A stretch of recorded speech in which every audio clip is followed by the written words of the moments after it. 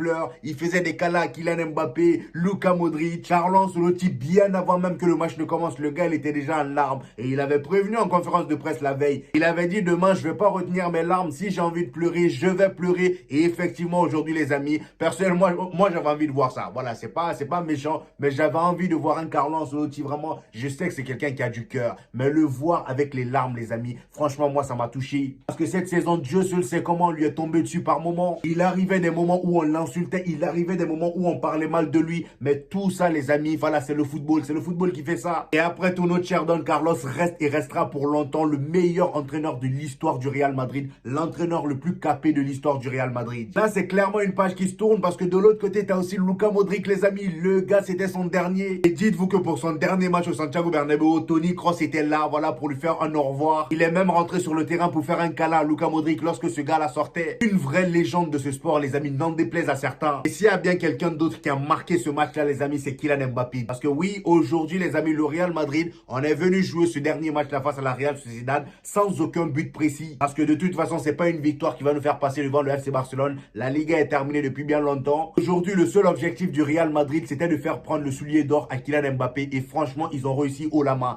Dès le début du match, les amis, j'ai vu un Real Madrid solidaire. Un Real Madrid qui faisait tout pour que Kylian Mbappé marque. On a vu un Valverde très altruiste envers Kylian Mbappé. De toute façon, lui, c'est quelqu'un d'altruiste de base. Arda Güler, pareil. Brahim Diaz, pareil. Et d'ailleurs, en parlant d'Arda Güler et Brahim Diaz, on va faire une petite parenthèse sur ça. Et Luka Modric, lui aussi, il va partir. Ça nous montre encore une fois à quel point on est tous fans de football, on aime tous le football. Quand notre équipe elle ne gagne pas, on est là, on est malade, on a mal à la tête. Mais le plus important finalement, c'est peut-être pas les titres, c'est les êtres humains. C'est les hommes qui nous permettent à chaque fois, quand je dis homme, c'est avec grand H, donc j'inclus aussi les femmes à l'intérieur. C'est ces sportifs-là qui nous permettent en fait de vivre des émotions. Et ces émotions-là, c'est ça qui reste ancré en nous. Luka Modric qui part, franchement, en toute honnêteté, ça fait quelque chose. J'ai fait des blagues toute l'année en disant, tonton Luka, t'arrêtes quand? Le jubilé, c'est pour quand? Toute la saison, j'ai dit ça. Je disais ça tout simplement parce que je me disais que le Real Madrid était une équipe qui doit voir vers le futur. Et regarder vers le futur, c'est de temps en temps inclure en fait des jeunes, c'est essayer et réussir à tourner la page. J'avais l'impression qu'avec Luka Modric, il n'arrivait pas à tourner la page. Mais Luka Modric avait envie de rester. Luka Modric, finalement, de ce que j'ai pu lire, c'est même pas lui qui a décidé de partir. Lui, si on l'avait laissé, il allait rester. Ce truand de Modric là. Il n'en est pas arrêté, il allait rester, il allait continuer à jouer au football. Mais finalement, je pense qu'au niveau du Real, ils ont décidé de ne pas prolonger d'une année supplémentaire. Donc du coup, c'est la fin de l'aventure. Luka Modric au Real, c'est un gars qui est arrivé quand? En 2012, je pense. Il est arrivé sous Mourinho. Mourinho l'a connu en Première Ligue quand il était à Chelsea et que Modric était à Tottenham. Modric a fait du très bon boulot à Tottenham. Il a été excellent. Modric, c'est un excellent joueur de football. Déjà, un milieu de terrain, Première Ligue, box to box. Quand Mourinho l'amène en Liga, il sait ce qu'il cherche. Il sait ce qu'il veut. Et finalement, ça a marché. Luka Modric a transcendé le temps. Il a transcendé le temps. C'est-à-dire que quand tu connais le Real, quand tu connais comment c'est difficile de s'imposer sur le long terme au Real, d'être indéboulonnable, de ne pas être touché, qu'on ne discute jamais de ton statut, quand tu sais comment c'est dur, à quel point il faut s'adapter à chaque fois au nouveau coach. Il s'est adapté à Zidane, il s'est adapté à Ancelotti, il s'est adapté ici à... Il n'y a pas eu des Solari, il s'est adapté ici à Mourinho, il s'est adapté à tout le monde. Luka Modric, c'est un leader sur le terrain. C'est un leader de par son talent, sa technicité, tout ce qu'il sait faire, mais c'est un leader aussi de par son leadership. Un leader de par son leadership.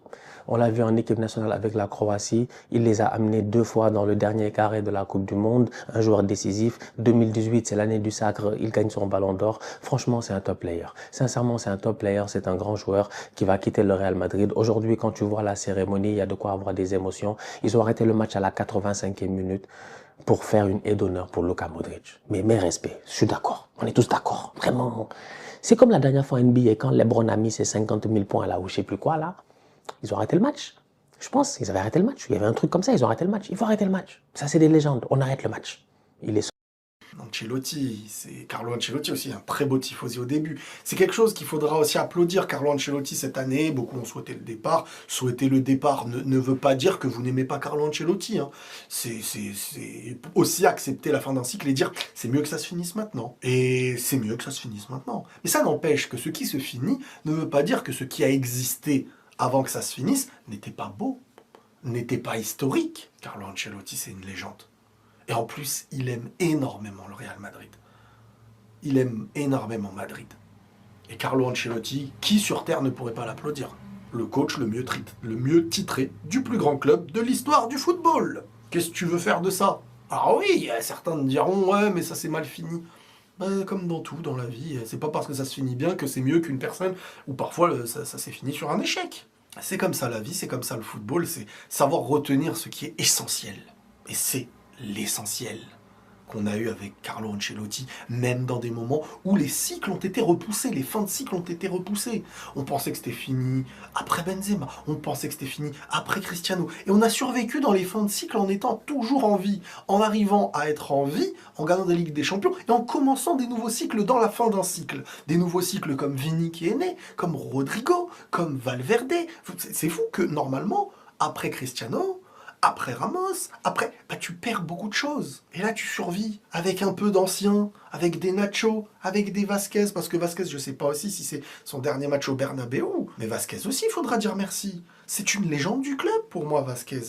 Dans son rayon à lui, dans son étage à lui. Mais être une légende ne veut pas dire être comptabilisé dans le plus fort. Il y a les légendes par rapport obligatoirement en termes de niveau, et il y a les légendes, c'est des légendes. Nacho pour moi est une légende, Vasquez pour moi est une légende. Et on a des images marquantes avec ces joueurs-là, qui dans des moments de gloire, voire les meilleurs moments de gloire de l'histoire du club, dans une addition d'années parfois, dans ce qu'il y a de plus haut et plus difficile à gagner, ils étaient là, en apportant leur contribution dans des moments où ils ont fait des choses importantes.